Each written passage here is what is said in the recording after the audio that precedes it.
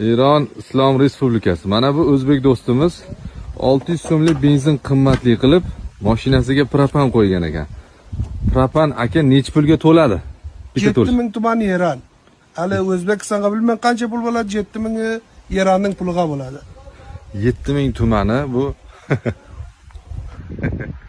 ko'zdagi yoshlar kulguga aylanib ketyapti.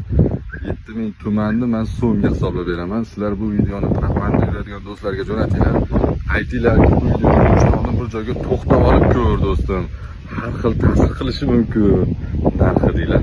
7000 tumani bo'ladi, bizni pulimizga 1400 so'm bo'ladi. 11 sent bo'lar ekan. 1400 so'm bilan bu amaki shu joylarda do'stimiz 200 kilometrdan ortiqroq yuradi. Shunaqasi ham bo'ladimi? Vah, naqadar go'zal bu Eron.